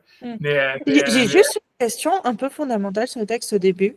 Quand il Ouais. dit, parce que tu n'avais pas choisi la ville, mais le Beth Amikdash, il est construit à l'endroit où de la Kedat Yitzhak, le Kodesh Kodashim. Ouais, mais ça veut dire, quand tu regardes, l'idée, elle est comme ça. Ça veut dire, le truc, c'est que, pourquoi, donc les Juifs, ils sont arrivés en Israël quand ils sont sortis d'Égypte, ouais, avec Yoshua. Et en fait, pourquoi ils ont mis le Mishkan à Shiloh? Et pourquoi, tu vois, ils ont mis le Mishkan à Shiloh pendant 400 ans à peu près? Et tu vois, en fait, l'histoire, c'est que quand tu le regardes, tu vois que, et même quand tu regardes dans la Torah à chaque fois, quand dans Devarim, quand on parle du Beth Amikdash, il y a marqué et tu amèneras tes korbanot à l'endroit qu'Hachem il a choisi. Chaque fois, il y a marqué l'endroit qu'Hachem il va choisir. Alors, tu vois, Baït ou Bamakom, Hachaïfra Hachem et chacun chez Mosham. Un truc comme ça, toujours c'est une expression comme ça similaire. Et tu vois, jamais on te dit à un endroit, on te dit pas Jérusalem, Aramoria. Tu vois, par exemple, si on savait c'était où Aramoria, ça veut qu'à dire Aramoria. Et tu vois, ça veut dire, on voit, alors, et quand tu regardes dans le Tanakh, tu vois que David, quand tu vois, quand il amène l'Arche Sainte, etc., il ne sait pas où l'amener, il ne sait pas où est-ce que c'est le Beth Amikdash. C'est-à-dire, il découvre l'endroit du Beth Amikdash complètement par hasard. Je ne sais pas si tu vois dans le Tanakh comment c'est ramené. Ça veut dire qu'il y a il y a une épidémie. C'est à la fin du règne de David. David, il choisit bref, Hachem, il veut se venger des points, quelle que soit la raison. Hachem, il décide il veut punir le peuple d'Israël. La raison, en fait, si tu veux savoir, c'est parce qu'en fait, justement, ils n'ont pas demandé de construire le Beth Amikdash pendant 400 ans et que David, en fait, c'est lui qui a demandé de le faire. Et ça, c'est vu comme une sorte, si tu veux, d'accusation sur le peuple d'Israël. Hachem, il attendait que ça soit le peuple d'Israël dans sa généralité qui fasse pression sur le roi pour construire le temple et pas que ça soit le roi qui ait l'idée, quoi. Et donc, en fait, bref, et donc, ça priori, c'est comme ça que Ramban, il explique ça l'histoire. Mais en tous les cas, donc, moi, c'est là où c'est connu. Mais comme c'est à cause de, si tu veux, à cause de David, grosso modo, que c'est lui qui a eu l'idée de construire le Beth Amikdash, que ça a causé en fait une sorte de, si tu veux, d'accusation sur le peuple d'Israël. Donc Hachem, il lui dit, en fait, maintenant le peuple d'Israël va être puni, mais il va être puni à cause de toi. Et en fait, donc Hachem, il lui fait faire une erreur, en fait, de compter les Juifs. Et à cause de ça, il y a une épidémie qui commence. Parce que, normalement, on ne doit pas compter les Juifs, tu vois, ça veut dire, ça mène à une hara, et c'est une épidémie. Si on peut regarder ce texte aussi, tu vois, maintenant, je sais j'essaie de retrouver, il faut que j'essaie de retrouver où c'était, donc j'essaie de retrouver comment je peux chercher 2 secondes, si on fait comme ça, attends. Je crois, maintenant je vais faire que j'ai un Goren, déjà ça va être suffisant.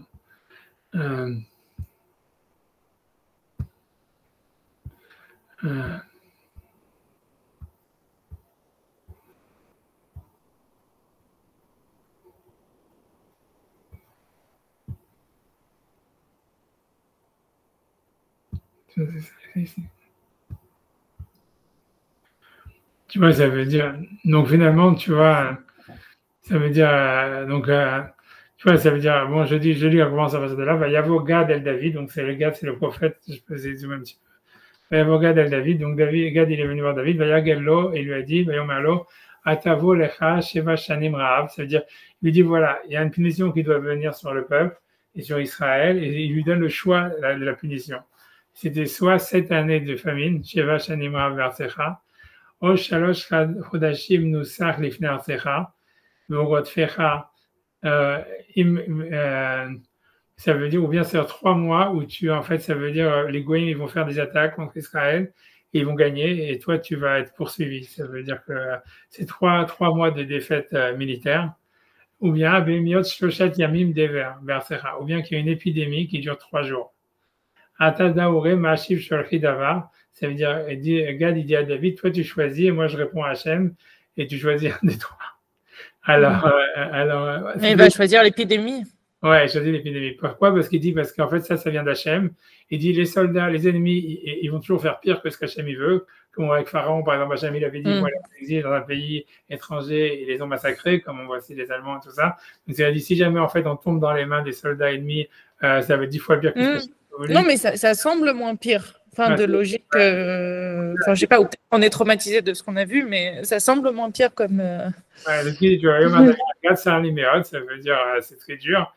Nipelana Be'ad Hashem, ça veut dire que je préfère avoir une maca qui vient d'Hachem Donc, ça veut dire c'est l'épidémie qui rabim rachamav, parce que je sais qu'Hachem, de toutes les manières, il va toujours avoir pitié à la fin, il va faire moins que ce qu'il voulait dire. Ou bien la dame à l'épaule, mais que je ne tombe pas entre les mains des hommes, ça veut dire d'une bataille de la guerre. La famine, je ne sais pas pourquoi il n'y a pas parlé de la famine, j'en sais rien. A priori, c'est ça ce que ça veut dire. En tous les cas. La famine, c'était pas con. Ça aurait été une catastrophe. 7 ans de famille, il n'y a aucune chance qu'ils survivent. Ouais, ok, donc c'est ce qu'il dit, Vaïten Hachem Dever Israël, mais à Bokar des rêves. Et donc, tu vois, en fait, tu vois, Hachem, il n'a pas fait 3 jours, puisqu'il a marqué, il y a eu la famine, il y a eu l'épidémie en Israël du matin jusqu'au soir, Ve'ad et Moed, et encore un Moed, donc je ne sais pas ce que ça veut dire. A priori, ça devait être moins que 3 jours, mais c'était à cause de la tefila de David, mais ça veut dire quelque chose qui a duré 1 jour et demi, 2 jours. Bayamot Menaam, Minadan Vaad Beersheva, et il y a eu des morts de Dan jusqu'à Beersheva, donc Dan c'est tout au nord, Beersheva c'est jusqu'au sud. Shivim Elef, c'est à 77 000 juifs, personne. Mais c'est là, et tu vois, l'histoire, c'est que, et à ce moment-là, tu vois, personne jusqu'à maintenant n'a jamais entendu parler de Yerushalayim, et personne ne savait où c'était Yerushalayim. Ils ne savaient pas où est-ce qu'ils devaient construire le Beth Amikdash, ils ne savaient pas. Et là, Vaishlach Yado Malach Yerushalayim Neshachata. Donc ça veut dire, il y a un malach, David il voit, a priori c'est David qui voit un malach, puisqu'on ne sait pas où est-ce qu'il sort cet ange. Mais a priori c'est David qui le voit. Et donc ce malach il dit, ok, je vais attaquer Jérusalem. Alors qu'on n'a jamais entendu parler de cette ville avant. Et Shachata Vainachem Hashem Elara. Et ça veut dire Hachem, il décide, non, c'est quand il commence à attaquer Jérusalem, Hachem, il dit, il arrête l'épidémie. Vayomer la malach hamashrit ba'am rav anta aref yadecha. Ça veut dire Hachem, il dit à l'ange, et tout ça, a priori, c'est David qui le voit. On ne sait pas qui le voit, tu vois, ça veut dire que tous les juifs, ils le voient. J'imagine que non, tu vois, mais j'en sais rien. Tu vois, c'est en plein milieu du passage. Normalement, c'est un ange qui apparaît à quelqu'un qui lui dit, ici, c'est en plein milieu de l'histoire, on sait tout d'un coup, il y a un malach qui apparaît, et Hachem qui parle au malach, et on ne sait pas qui est le spectateur de ce dialogue, de toute cette histoire. En tous les cas, ça veut dire, le malach, il va attaquer Jérusalem, Hachem, à ce moment-là, il décide d'arrêter l'épidémie. Vayomer la malach hamashrit ba'am rav ata iref yadecha, ça veut dire, arrête ta main. Au malach Hachem aya im goren arvana ba'ivussi.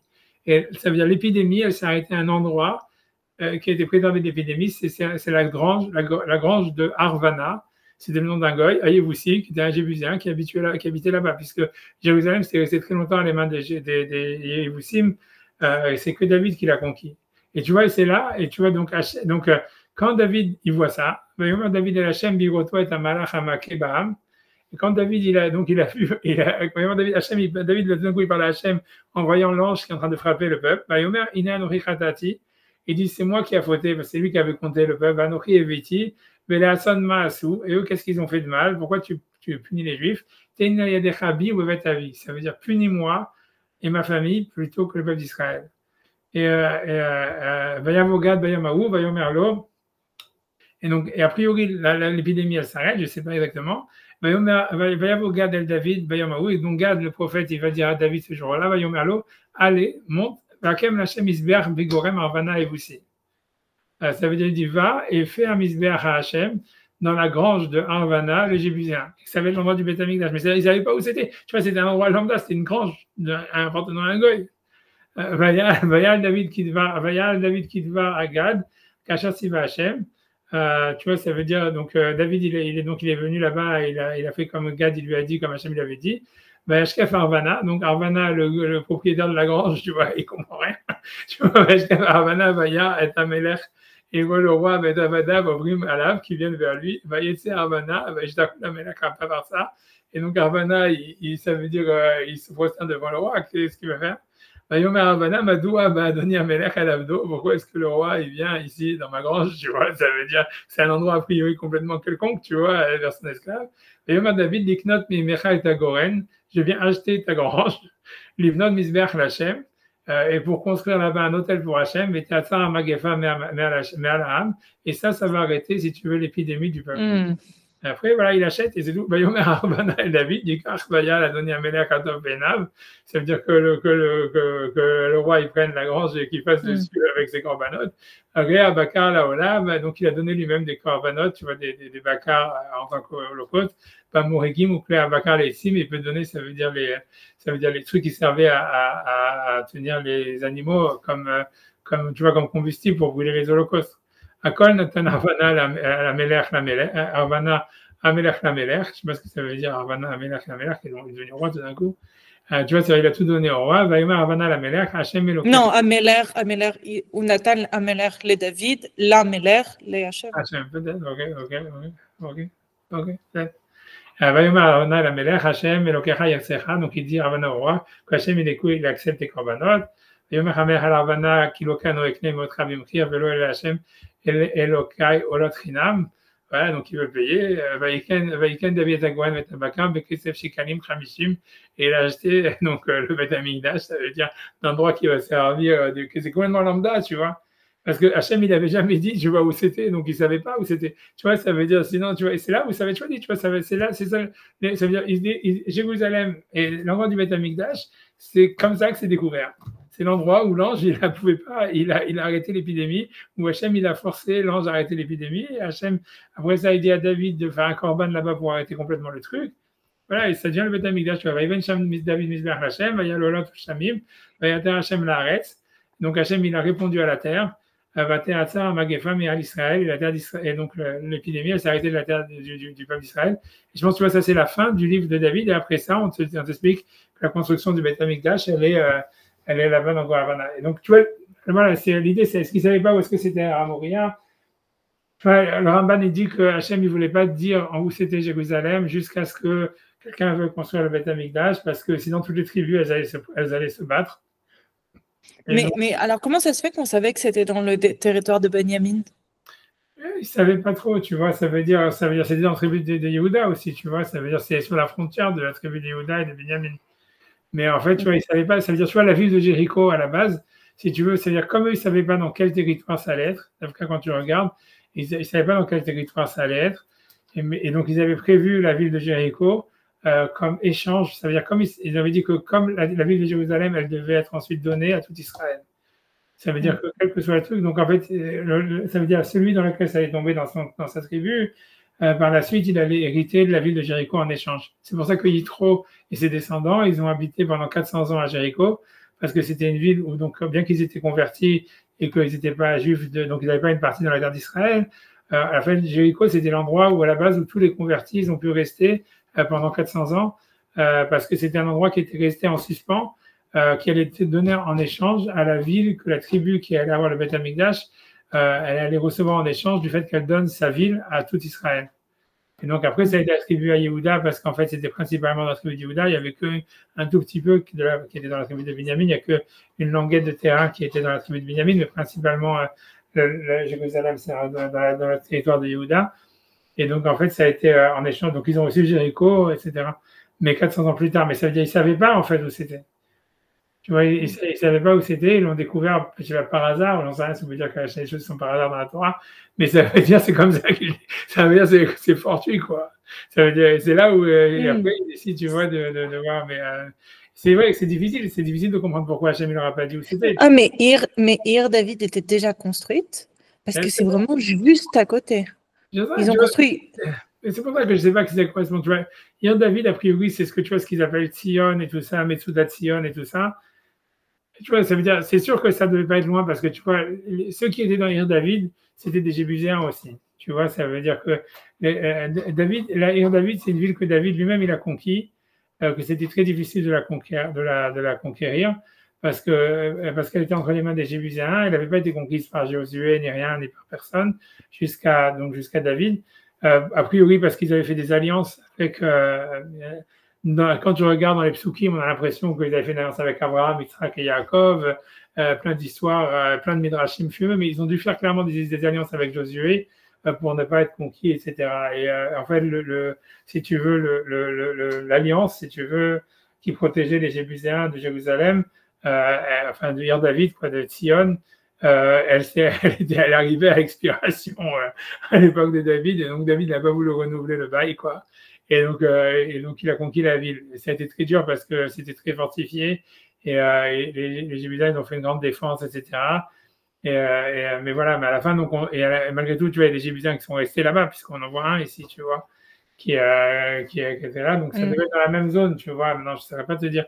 Mais si le Metsudat Sion et tout ça, c'est conquis avant, tu vois. C'est pas bien avant. C'est aussi à la fin du royaume de David. Et David, si tu vois, comme il présuppose, il décide de faire là-bas son palais. Et enfin, il avait une sorte de palais, quoi.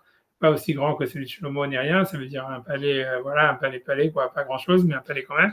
Et ça veut dire c'est là où il habitait. Et il décide aussi d'amener l'Arche Sainte là-bas.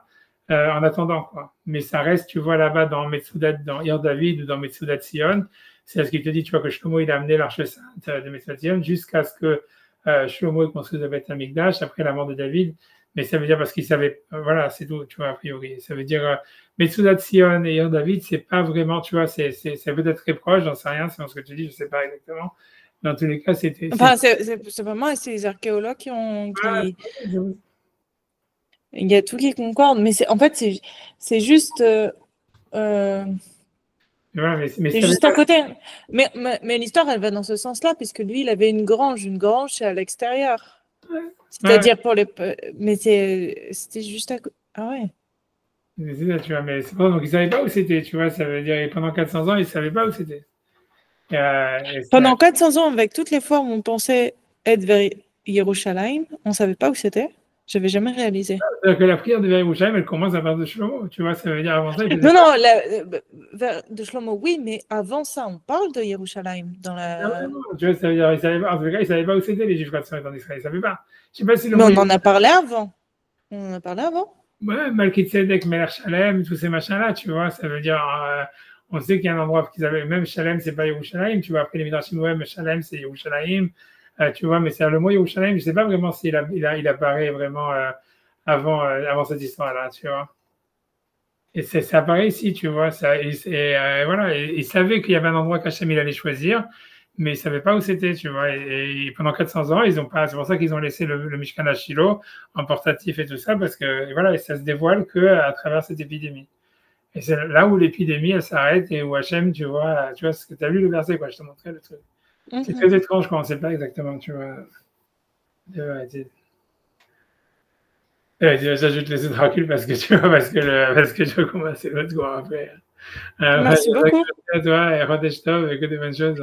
Chodesh Tov. Merci beaucoup. Merci à toi. Je pense que je vais étudier. Je pense que je vais étudier avec Sarah demain. On verra. Allez, écoute. Kol Tov, merci.